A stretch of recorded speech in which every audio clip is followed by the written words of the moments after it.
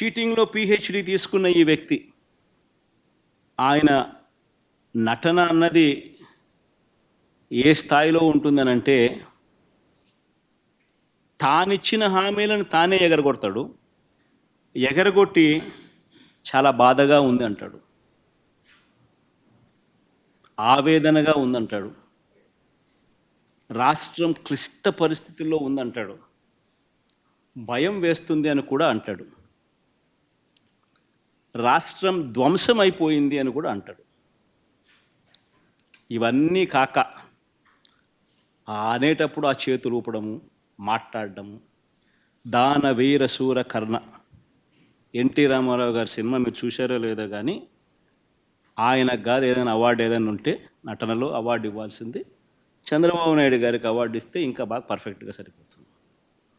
ఆ స్థాయిలో నటించే కార్యక్రమం.